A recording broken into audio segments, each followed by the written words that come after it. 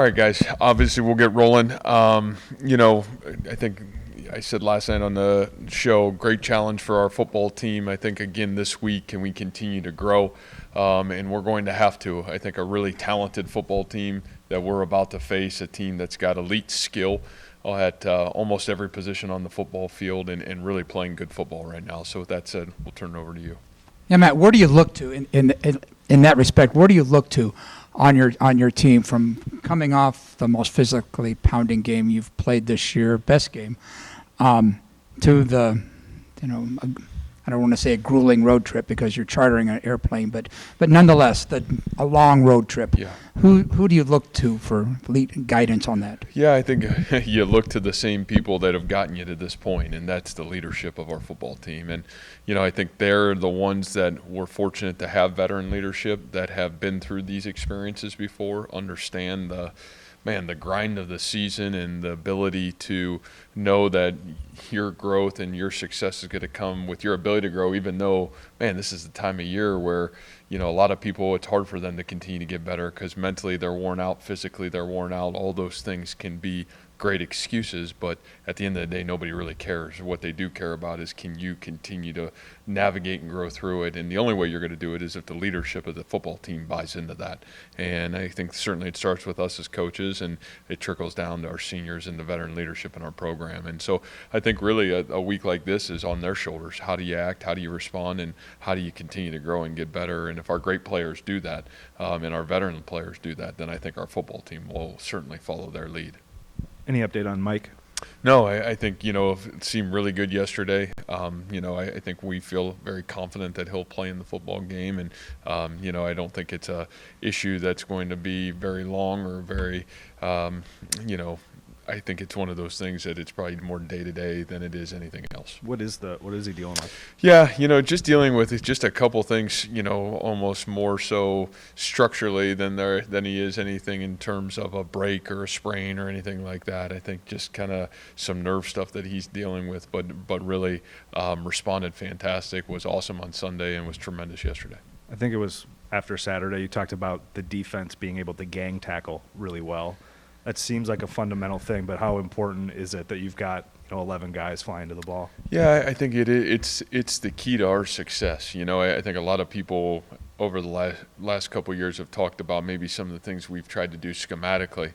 And really, I don't think that's what we've done the best. What we've done the best is, the standard of our defense is 11 guys running the football in every play. And if we're willing to do that with great consistency, then great things have the ability to happen. And, even at the end of that game this past weekend, the ability to run to the football, Hashim running to the ball to help Kamani, and then everybody else coming, really was a huge impact in the football game and maybe a difference at the end result. So I think those are things have been a blueprint for us from day one, and our kids have rallied around that. The one-on-one tackling, I think, has been really good for the most part this season. Is that a validation for you guys of how you did things in the spring and summer where you don't need to beat the hell out of each other to be good tacklers? Yeah, I would hope that, in some way, shape, or form that happens. Now, again, different team. There's a lot of veteranness on this football team that has played in those moments in those games. So maybe this group, we didn't need to have some of that experience because there was a lot of that built-in experience to be able to be a good tackling football team.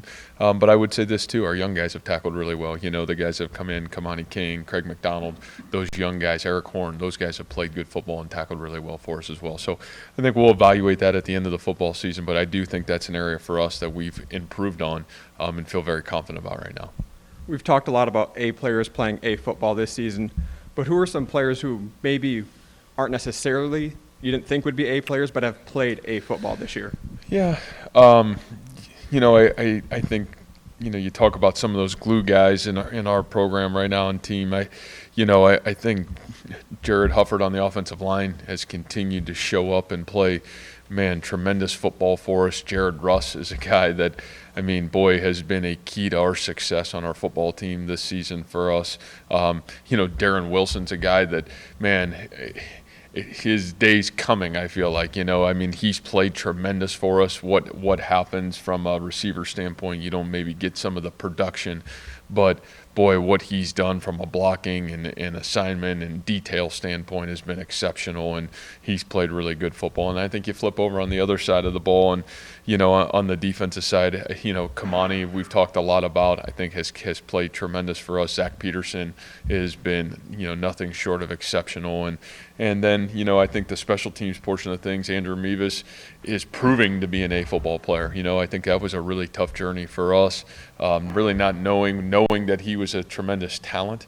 But, I talked again, guy that got dinged up at the end of spring, guy that was really kind of restricted through all of fall camp, and really didn't get to see who he was or what he had the ability to do really till the first part of the season, but has proven to be an A player for us and kind of glue guy for us, certainly on special teams with all he's doing for us right now.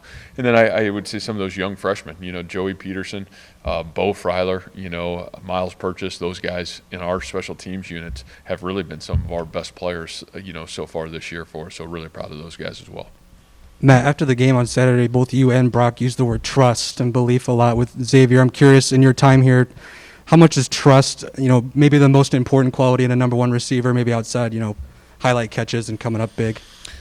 Yeah, I would say trust is the number one quality of our program, period. I don't care what it is or who you are or what it's about. I think that's what's allowed us to just even have an inkling of success here, is the ability to have trust throughout our program. And I think when that value system carries over to plays on the field, there's only so many, and there's only one football.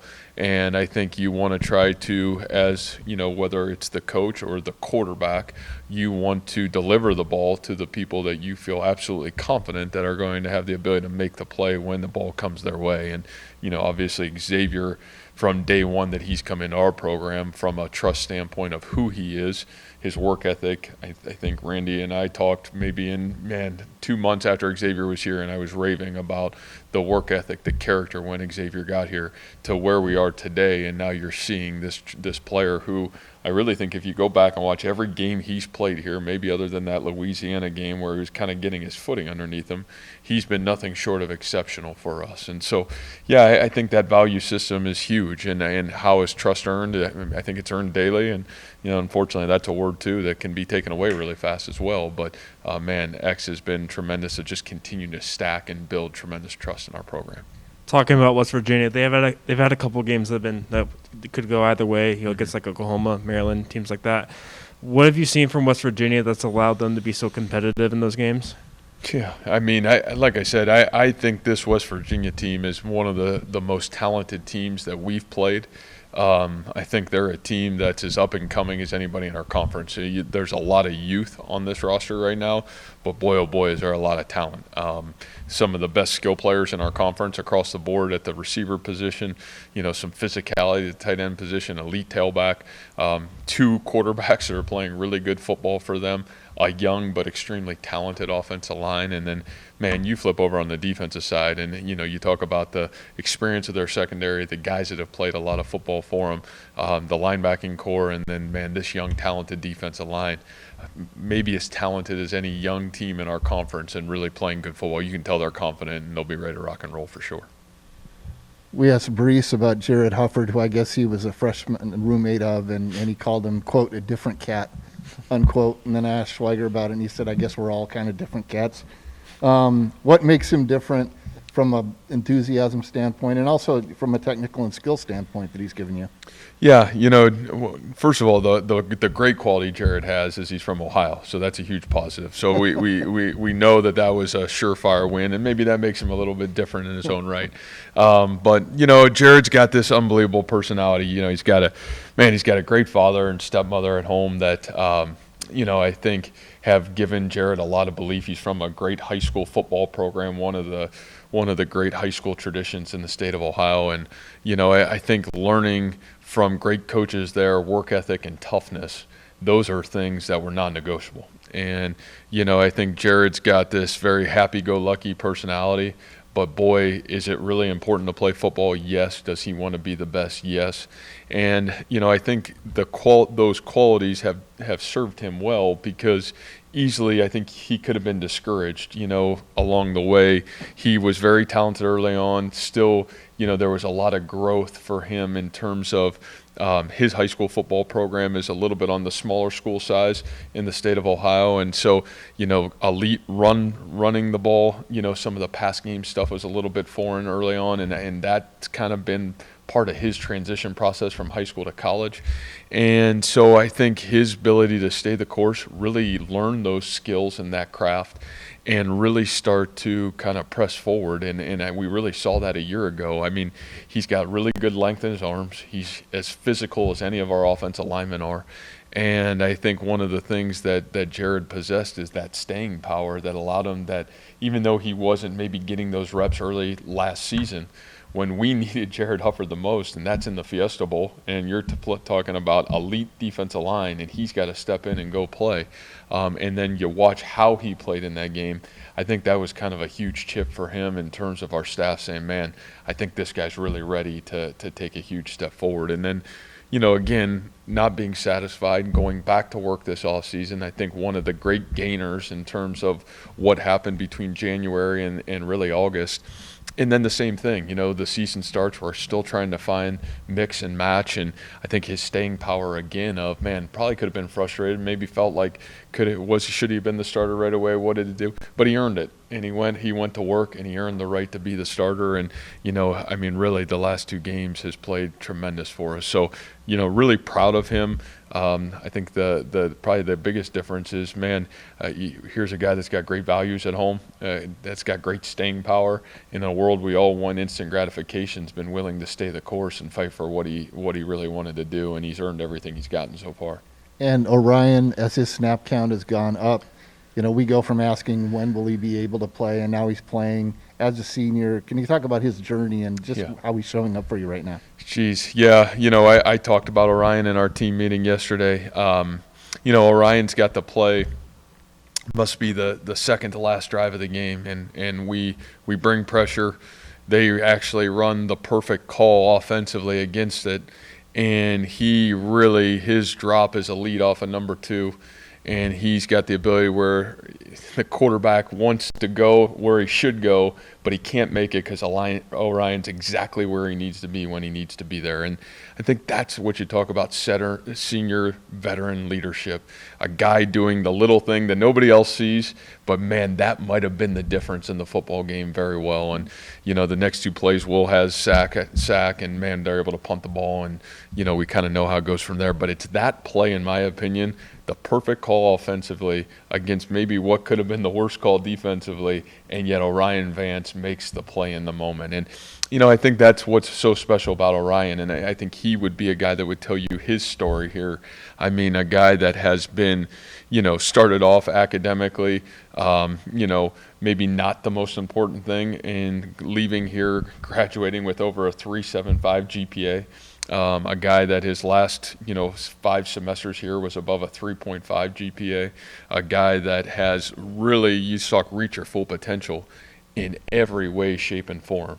On the field, in the classroom, who he is in the community, he's reached his full potential. And so for us, I think everybody here very, very proud of him. Everybody here really excited that he is healthy, because he's a key piece of our success for sure. Will is half a sack away from breaking Jaquan's career sack record. I'm interested, just when you guys were recruiting him, did you see him having this ability? I mean, Coach Gundy last week said he's the type of player that has the ability to control a game on the edge. Yeah, I think for Will, my favorite piece of it, I'll never forget meeting Will for the first time. We're over at Hilton at a basketball game, and sitting in one of the offices, and he had come down with his high school football coach to really this first visit. And his basketball film was probably what intrigued me more than anything initially. I saw this unbelievably talented basketball player, and probably a guy that in a lot of ways looked like probably a low-level Division I basketball player at the time, a guy that just great explosion, great scorer, great leaping ability. And then you turn on the football video, and it's like, man, this guy's not afraid, can really run, and you didn't know maybe he's a great tight end, maybe he's a great outside linebacker, just didn't know exactly where he was going to fit. But I think we knew he was dynamic playmaker of some sort, and just so happened it's going to be a defensive end. But to say, did you know what he was going to become? No. Did you know what his spirit was? Did you know what he was about? Did you know he had elite athleticism? Yeah, I think we had a really good idea about that. But boy, Will's done an incredible job for us. Craig probably played as much as he has in his career on Saturday. What's allowed him to work into that rotation? Yeah, I think for Craig, taking advantage of his opportunity a little bit, when Kamani kind of has been dinged up a little bit the last couple weeks, and the Kansas State game, just really wasn't able to kind of function with a little bit of that club on his hand. We moved Greg to the field and brought Craig in, and his ability to go make plays was, I think, a huge confidence booster, not only for himself, but I think for us as a staff. I think everybody just really excited for Craig. Craig's one of those guys in our program, again, that's worked really, really hard to get and earn an opportunity to perform on the field. And I think what he did with his opportunity at Kansas State has given him more. And, I think, again, same thought process a little bit last Saturday. Kamani's still not 100% and felt really confident with Craig going in. And I think we were rewarded for it because Craig played outstanding again this past week. Go ahead, Jerry. How big is it to have those young guys who have some of that versatility to step in and do that? I mean, obviously that's a veteran group, but you still had a handful of those guys that made big plays. Yeah, and I think that'll be our story the rest of the way. This college football season's so different than last year. Depth, man, guys that are going to be ready when their name gets called. I think that'll be the difference. We know our sport is a sport that's going to challenge the depth of your roster. I just don't think you're going to be lucky enough to go through an entire season and not have bumps and bruises and guys dinged up. And so, for us, that recruiting piece of it, that development piece of it, and then guys mentally, man, did you stay the course? I think it's really hard this time of year to stay the course. If you haven't played a whole lot in 7 or 8 games, man, are you still coming to work every day to be the best version of yourself? Those teams and those individuals, man, that get that opportunity, and some of those guys, there's going to be probably a player or 2 or 3 that are going to get that maybe haven't played yet or a ton yet because of injury are going to be forced to play. And for our team and for them, that's going to show a little bit of who we are and who they are, and the guys that take advantage of their moments usually get rewarded with more moments and more opportunities so far. So, I think that's Craig's standpoint. I think it's been big for us. Chase told me a while back, I don't know, sometime this summer maybe, I don't remember when, that West Virginia is the toughest place for him to play. Mm-hmm. He's been around to play. Why? Well, it doesn't seem that daunting. Yeah, maybe not to you. I think to the rest of us, I think, and I probably can relate enough to it growing up in that area, that I think just the fan base there, I think the passion that the people and the fans of West Virginia have for their Mountaineers, being the only show in the state, the only show in town, it's a hard place to play. And I think their passion, their love, and their fanatical about their team makes it a great challenge. It's going to be a packed house. It's really important to everybody in that state and their families. And I think it does make it a really special place to go play college football. And I think it also can be a challenging place to play college football. How far was that from where you lived? Yeah, probably about 2 hours. Did you go at all? A little bit. Yeah, a little bit as a young kid for sure. Last week, or Saturday, Will talked about Jaquan really teaching him everything he knows. That's scary. That's scary. I'm going to have to investigate that quote.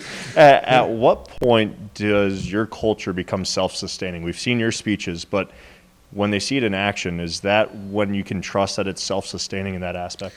Yeah, I hope so. I think that's something that we challenge our older guys in our program is, man, can you leave this program in a better place than you found it? And I think when you take that approach as a leader or a senior in our program and the ability to give more of yourself than you take from the whole, then I think that's when you have a chance to be hugely impactful and you can continue the success of your program. And, I think if we can continue to understand that and value that, then I think those are things, to me, that's what creates long-term sustainability. And we've been fortunate to have, especially the last couple of years, some great senior classes that have really put it on their shoulders to make sure they did everything in their power to leave it better than they found it. And I think even this year, I think one of probably the greatest prides that I take is watching our seniors work through really hard and really work together to make it better than they found it, and not make it about them. And that's been really fun to watch so far. And then with Xavier, we've seen what he can do on the field, but talking to him about family life away from it, how much did you know about his background and how much he was shaped as an individual off the field? Yeah, I think quite a bit. I think to me, Xavier, one of the things, as you can tell talking to him, is he's got this incredible spirit, and he's also not afraid of where he's come from. And I think one of the best appreciations maybe that I have for Xavier and his family, he's got a mother that's been a rock in his life.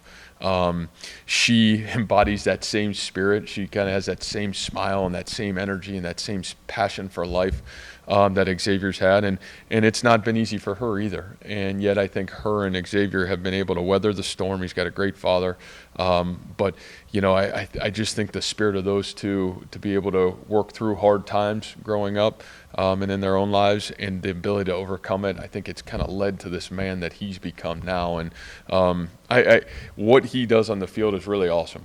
What he's done in our wide receiver room, what he's done in the wide receiver room is always tricky, because there's probably half of the guys that think they should be catching the ball or need the ball or want the ball, and there's only one football. And then he's the guy that's getting the ball, but yet to be the guy that's leading those around him and kind of, just making sure that everybody's staying the course. He's maybe done as good a leadership job of any of our seniors this year for us as well. So, he's a great player, greater person, and greater heart. What he's about and certainly what he's done is just nothing short of exceptional. So we're really proud of him. But yeah, I knew a lot about the Xavier story. Matt, I was gone last weekend, so if you were asked this on Saturday, feel free to brush past it. But I saw the video after the game of you escorting Spencer Sanders off the field. Yeah. It made me think about the Texas game last year when you went out to the kicker. I can't remember his name, but what do you think that's like for an opposing player after a game, a crushing loss, for the first person they see not to be one of their teammates or their own coaches, but the opposing head coach? Yeah, I don't know. I think the situation on Saturday was just unique in its own right. I think, even for myself, you're overwhelmed. There's a stadium. You haven't been where people are. There's people coming on the field. I think the biggest thing was, this young man just played an incredible football game, which he did. He was exceptional on Saturday. And, I certainly wanted to congratulate him on an incredible performance, and he's been such a great competitor against us for the last couple of years. And, I felt for him because I see all these people coming, and I think instantaneously it was like, man, I got to get this young man off the field and make sure he's safe. And so I think that was the biggest thing, and I know that was a challenging environment just with the amount of stuff that was going on. But, we were able to get him out of there, and, a ton of respect for who he is and what he's about. A lot of the talk lately, Matt, has been about this offense and Brock, and rightfully so, but this defense has continually been so consistent, not letting a team get above 300 yards total. As you continue this 6-game stretch against really good opponents in tough environments, what more are you hoping to see to kind of get to a level where you think is complete and 100%? Well, I still think for us, it really isn't about offense. It really isn't about defense. It is really about us playing the three phases of our sport in great continuity, in playing great complementary football. You even looked at the game on Saturday. Boy, there was times where we really had the ability to seize the momentum and the flow of the game, and we didn't. And, how do we continue to find those inches and pound away at that? And, you may never always be perfect in that role. But man, I think you're always searching to find that. And, the more you can play in continuity and really play off of each other, the better team you're going to have the opportunity to be. And we know that that's our answer for success. So, I think just constantly trying to find that on both phases, and then in the game, making the adjustments to make sure, okay, we're complementing each other.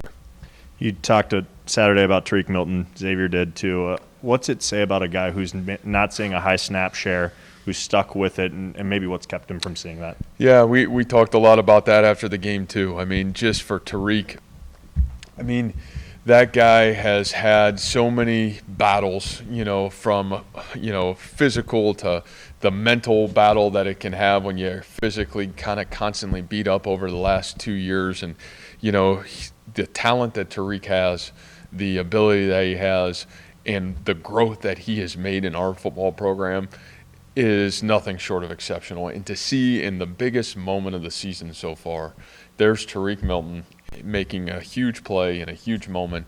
I just think it says so much about the character of Tareq. I think it shows the young guys in the program, here's what staying power looks like. Here's what it looks like, even though you may not be getting exactly what you want or as much as what you want, and yet your number gets called and you were ready for the benefit of the team. And, again, that's our sport. It's team sport. And, I think what a huge team moment and a great example for everybody in our culture and our program to watch this young man stand up and, even though it's been frustrating times, still have the ability to work through it and be ready when his number was called. Matt, you talked about the elite skill this team has. What stands out about what makes their running game so effective? Yeah, I think it all starts in really two areas. I think for sure it starts with an elite tailback. I mean, you're talking about a year ago, this guy was neck and neck, him and Brees, for the conference rushing title. And, you're talking about a young man that's got elite vision, big, powerful, strong, and can really run. And then, I think schematically they do a great job. Really good offensive line. They've got good tight ends. They're physical at the point of attack. And, they try to challenge you in every way, shape, and form in the running game. Thank you.